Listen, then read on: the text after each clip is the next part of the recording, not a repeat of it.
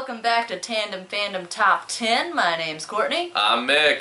And today we're going over our number 8 and number 7 top 10 things we want to see come back to the WWE. That's right, with the draft right around the corner, changes in the air as we are officially in a new era of the WWE. And what better thing to add to a new era is a little sprinkle of old success.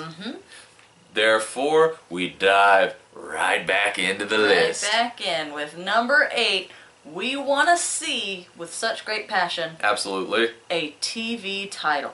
One of my absolute favorite titles of all time, because it is a title that gives you so much creative freedom and really helps you develop stars. Absolutely. It's exciting. You can do a million things with it. It's okay if it changes hands 50 times throughout the year.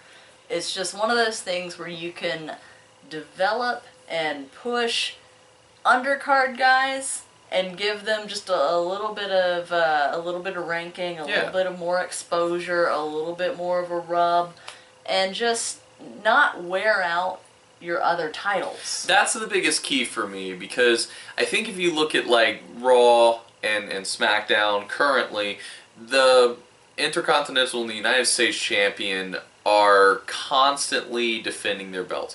This can sometimes be a positive thing. We saw that with John Cena with the US Open Challenge. Which was fantastic. Yeah, but the whole point of it was it helped elevate stars. You know, John, being the face of the company, being a fantastic wrestler, was able to go out there and work with other fantastic wrestlers. However, overexposure to a title makes it less important sometimes. Or if it's not treated with the right story, or put on the right guy, or put in the right matches, it takes the sheen and the luster off a little bit. Like when recently when Alberto won the US title, and then Kalisto had it, and then Alberto had it, and then Kalisto had it.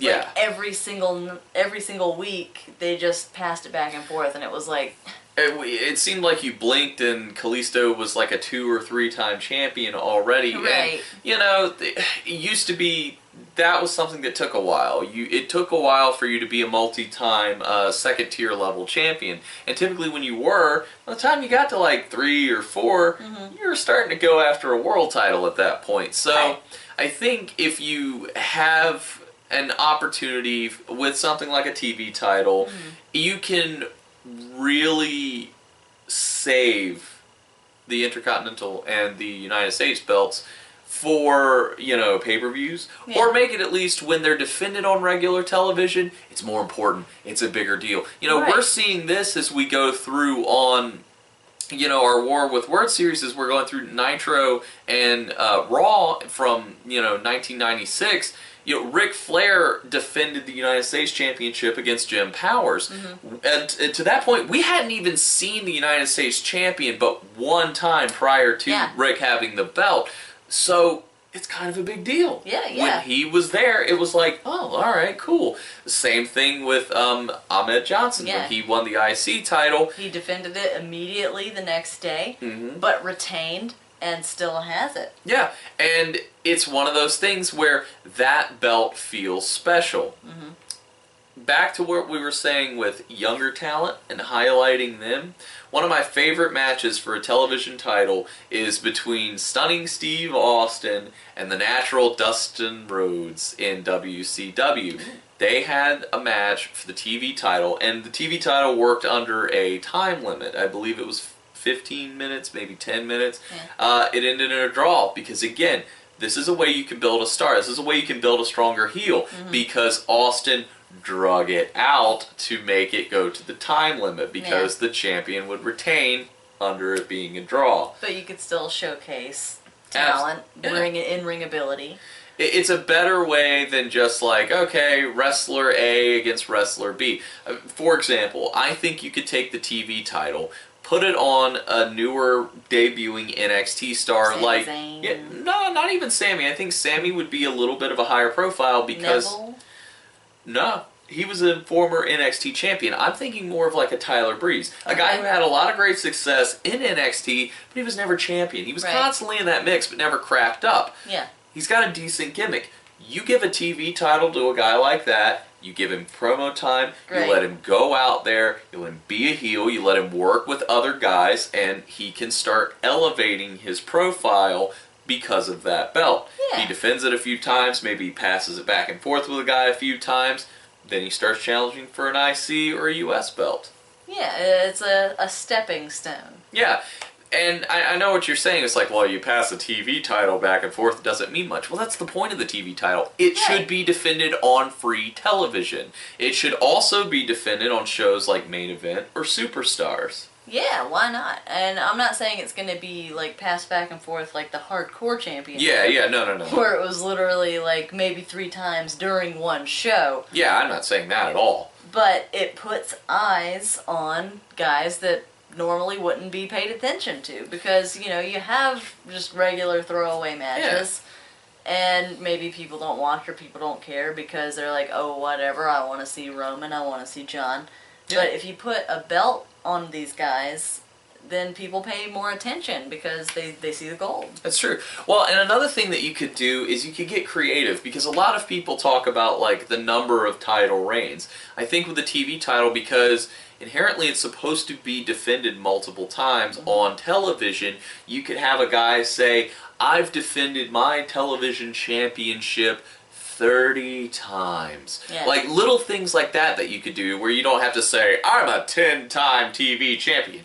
No, you could say, well, I've defended it 30 times. That's why I deserve to get a title shot for the United States Championship. Yeah. You could do that. Have guys be dual champions maybe. That's something that you could do as well. So again, one of the things that I feel that WWE really values in terms of a guy becoming a world champion is having accolades or achievements. Royal Rumble winner, King of the Ring. Working to get there. Yeah, multiple-time Intercontinental Champion, U.S. Champion, Tag Champion. They have to have some sort of championship or accolades. The TV title is simply another accolade that you can give to guys. Yes, absolutely. Yeah. So that's, like I said, one of my favorite belts. It's a belt that I would love to see return. More belts is a good thing, and that leads us into our number 7 pick, 2 world titles. And now I know some people are probably a little angry at the prospect of 2 world titles again. That diminishes the value of the world championship. Yes and no. It does in the sense of WCW still exists and the WWE has 2 world championships. But if you think about it, WCW had a world championship, WWE had a world championship. Nobody ever said, well, the WCW champion doesn't matter because WWE has a champion. Nobody said that because they were 2 different brands. That's exactly how Raw and SmackDown are supposed to be treated. It's supposed to be like WCW and WWE exist. 2 separate brands, 2 separate rosters. Yeah, they are still under the umbrella of being WWE. But so is NXT. Exactly. And we don't devalue the NXT World Championship. Well, I don't think it's the world, but we don't devalue that championship. So having a world championship, very similar to the TV title, it's an opportunity to kingmake guys. It's a way for you to help make a star. You don't have 2 world titles, you don't get guys like CM Punk, Daniel Bryan, Alberto Del Rio, Dolph Ziggler, The Miz. Now, some people might not be the biggest fans of these guys, but Daniel Bryan is one of the biggest stars that has been in the WWE in recent memory. Same with CM Punk. Alberto Del Rio is a tremendous international star for them. So it's just a great way to make bigger stars. Especially with this ever-expanding roster that we're being blessed with every day. You have top guys, but you only have 1 top prize. And I feel like, with Seth and Roman, maybe having another belt, I wouldn't be as bored some weeks. Well, and I think if you look at it, John Cena's still around. He's still wrestling. He's also fairly relevant to the title discussion. Yeah. We'll cut this out. I was going to say, bring it back up and we can edit. in a world where John is still around, and he's still very much the face of the company, you can't keep him out of the title picture for too long. Right. AJ Styles is ready for a belt. Yeah. But we have to keep him out of that spotlight because we have one belt to work with. Another story going, and he doesn't fit into that story. Yeah, so 2 world titles gives you that opportunity to open back up, to do different things, to do different storylines, and I think it also makes things like Money in the Bank and the Royal Rumble more interesting. Because with an earlier brand split, they did have Money in the Bank for Raw and Money in the Bank for SmackDown. Exactly. Well, and another cool thing about it is Royal Rumble. Many people would probably remember when Batista won the Rumble for the first time, and they teased him challenging for SmackDown's belt. Of course, he stayed on Raw and went after Triple H, but it was a big deal. Right. Who was he going to challenge? And they would treat it in that manner of like, well, who's the Royal Rumble winner going to go after? Yeah, it was a way that's exciting. It is. It's a way they had guys jump to different brands. Money in the Bank was the same way, especially when they would just have the one Money in the Bank, because which belt is he going to go after? You know, it's a way to build intrigue, and even though people would say, well, it devalues the title because then it's not just one. Well, I think both can be equally important if they're treated equally important. Exactly. I don't think it devalues anything if it's all handled right. And, you know, as big a fans as we are, as deep we are into everything that happens, I get a little bored when I predict what's going to happen with the pay-per-view. Bringing in a second title, especially with, you know, Royal Rumble or Money in the Bank, being you're able to challenge for either one, it brings that extra bit of intrigue, that extra bit of questioning that keeps a very hardcore, in-depth fan like me, like you, like most of you, intrigued. Exactly. It also opens up the possibility of guys getting opportunity that they might not necessarily have. 2 world titles, guys like Kevin Owens, Sami Zayn, Finn Balor, Shinsuke Nakamura, Hideo Itami, Dolph Ziggler, you know, it was maybe even like Zack Ryder one day. These guys can get an opportunity to be world champion. Yeah. And, you know, Daniel Bryan didn't become a star after his first title. He won it a few times before he became a humongous star.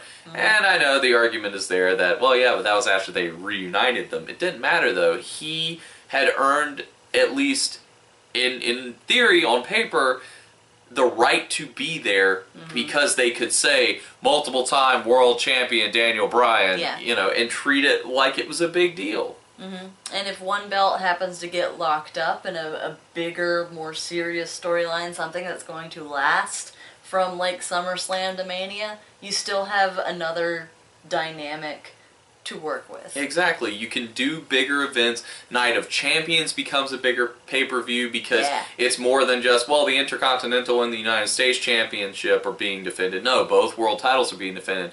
Oh, not to mention, 2 world titles having IC and US belts makes sense again. Yeah. You know, because right now you have 2 mid-tier titles that are in, you know, in theory, equal belts. It makes sense for them to be because one will be on Raw, one will be on SmackDown. Exactly. One will lead to the WWE, one will lead to the heavyweight, or however they choose to name them. My personal hope is maybe we see a kind of like a IWGP Junior Heavyweight title. Maybe something like that would be really, really cool. You know, I mean, Cruiserweight belt people could say, but in Japan, that's the other thing. They have 2 world titles. Yeah. New Japan has 2. They have the heavyweight and the junior heavyweight. And in some cases, like when Prince Devitt was junior heavyweight champion, he was just as big of a deal, if not slightly bigger than the heavyweight champion. Yep. So it's all in how it's presented and how it's used. New Japan's had it for quite some time, and they seem to be doing okay. Well, guys, that's all we've got for number 8 and number 7. Tune in next time to see number 6 and 5, and let us know in the comments below what kind of things that you guys would like to see return to the WWE. As always, be sure to like, subscribe, and share the video. And be sure to comment below. Also follow us on Facebook, Instagram, and Twitter. As we always say here on Tandem Fandom, if you're gonna be a fan, bring a friend.